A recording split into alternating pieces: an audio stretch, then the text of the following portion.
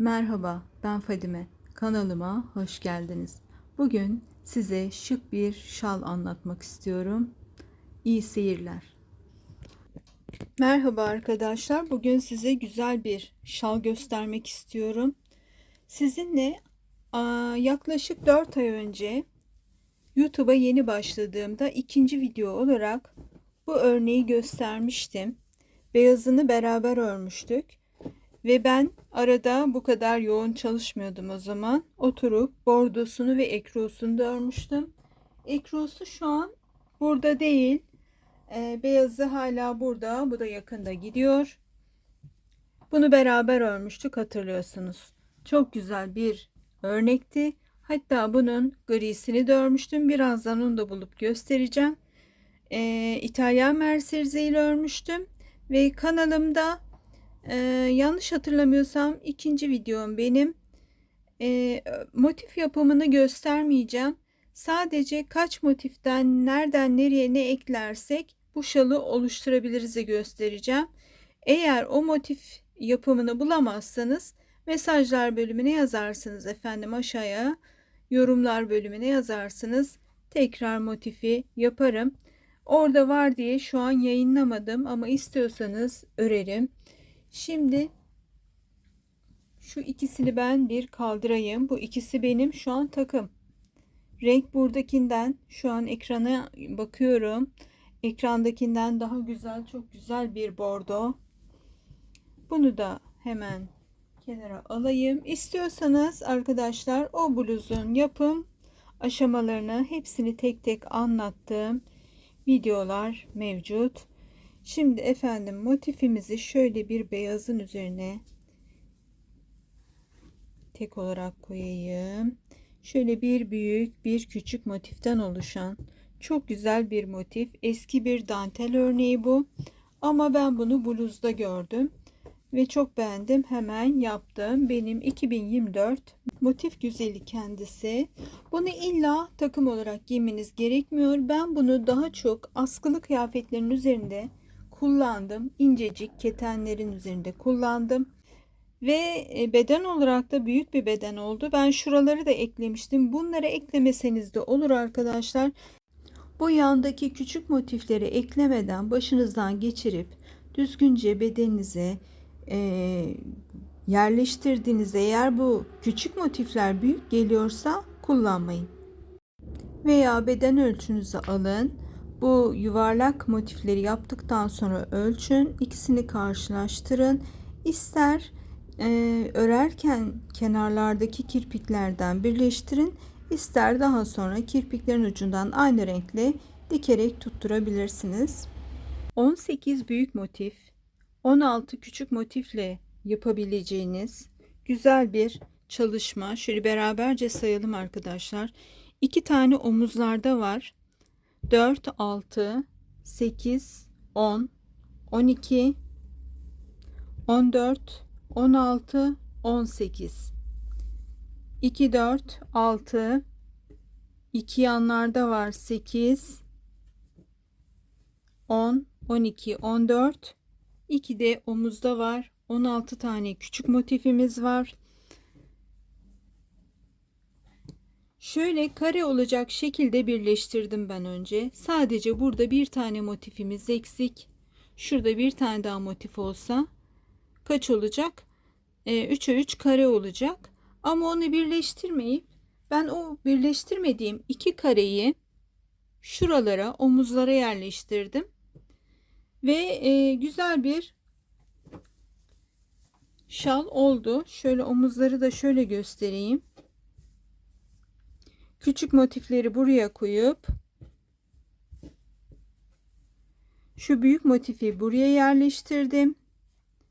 Aynı şekilde ve yana da şurası kollarımızın altında kalıyor. Burası kolumuzun üstü omuz. Şurası da kollarımız oluyor arkadaşlar. Şöyle katlayarak gösterdiğimde daha net anlaşılıyor. Ön arka. Şöyle karemiz ne kadar sığıyor. Telefonu da bayağı yukarı çıkarttım ama yine de çok az bir alan. Birazcık daha uğraşayım.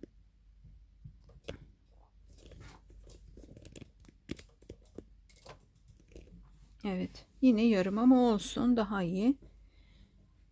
Şurası omuzlar arkadaşlar. Şurası da kol altımız. Şuradan kolumuzu çıkarıyoruz. Ben şimdi bunu kabataslak çizerek anlatmaya çalışacağım. Motifleri nasıl yerleştireceğinizi daha net anlayacaksınız. Motiflerin yapılışını anlattığım video bu arkadaşlar. Baştan sona tüm detayları ile motiflerin yapılışını bu videoda anlatıyorum. Umarım yardımcı olur. Şimdi gelelim şalımızın detaylarına. Bu da bahsetmiş olduğum gri, önden arkaya doğru sarılıp boyundan bağlamalı böyle bağcıklar yapmıştık ve arkadan şu köşelerden bağlayarak yapmış olduğumuz uç bölümleri püsküllü bir aksesuar olarak daha çok kullanılmasını istediğim şık bir kıyafetti bu da. Bunun ipi de çok güzeldi. Şöyle yakından da göstereyim. Biraz böyle parlakça bir ip. Bunun ipinin cinsini bilmiyorum. Ama bir zamanlar çok pahalıya almıştım. Hiç hatırlamıyorum kağıdı falan nasıldı. Şimdi efendim gelelim bu kıyafetimizin açılımına ve detaylarına. Şöyle size yardımcı olabilmesi adına şöyle bir çizim yaptım. Şunlar bizim büyük motiflerimiz. Şöyle bir şeklimiz var. Hemen şurayı bir kapatırsam daha güzel olacak. Evet. Şeklimiz bu arkadaşlar. Böyle bir yerleştirmemiz var. 3, 6, 9. Şurada bir tane motifimiz olsa aslında. Şöyle bir motifimiz olsa. Üçer üçer 9, 9 şeklinde olacak. Ama onu yapmadığım için orası bizim boynumuzu geçirdiğimiz bölüm. Orada eklemek gereken 2 tane motifi ben omuzlara koydum. Bu kıyafeti böyle omuzdan düşürerek de salaş bir şekilde kullanabiliyorsunuz. Güzel bir yaka şeysi var, duruşu var ve bu kirpikleri falan da çok güzel güpür dantel gibi dökülüyor. Şöyle çok salaş, büyükçe bir yakası var bunun. İster düz tutarsınız boynunuzda, ister yanlara doğru, boyuna doğru, kollara doğru sarkıtarak düşük omuzlu olarak kullanabilirsiniz. Şimdi böyle bir açılım ördükten sonra şu çarpı ile belirttiğim noktalara birer tane küçük motif koyuyorsunuz ve omuzlardan ikiye katlayıp küçük motifin bir kısmını buraya, bir kısmını da buraya ekliyorsunuz. Burada da aynı işlemi yapıyorsunuz ve burası bizim kol evimiz oluyor. Şöyle yazarsam kol, şurası da kol, şurası yaka. Böylece hoş, değişik bir şal. Ben görmedim bir yerde. Bunu tamamen kendim uydurmuştum. Sadece size söylemek istediğim, bunu ördükten sonra kime örüyorsanız ve nasıl kullanmak istediği, tabii daha mı bol, daha mı dökümlü olsun istiyor, o da önemli. Onu sormanız lazım. Bu halini şuradan şuraya ölçtükten sonra, şurayı da mavi yapayım artık. Şuradan şuraya ölçüyorsunuz ve buradaki ölçüyü kişinin bedenine ölçtükten sonra eğer istiyorsa şu yan motifleri ekliyorsunuz. Yani şuradaki kol altındaki motifleri ekliyorsunuz. Çünkü bana bayağı büyük oldu. Ama rahatsız oluyor muyum? Olmuyorum. Çünkü ben bunu zaten omuzdan da düşürdüğüm için bunlar benim şalımın oraya buraya gitmesine, kayıp düşmesini engelliyor. Ve yanlarda da hoş bir görüntü oldu. Şöyle yukarıdan da göstereyim size. Hoş, güzel bir görüntü oldu. Beni hiç rahatsız etmiyor arkadaşlar. Sorarsınız, yapmak istiyorsanız yaparsınız, yapmak istemiyorsanız da buralardan iğne iplikle tutturabilirsiniz veya örerken katlayıp buradan buraya tığ ile örerek birleştirerek devam edersiniz. Hemen şurada ipi ve tığıyla da ilgili bilgiler vermek istiyorum.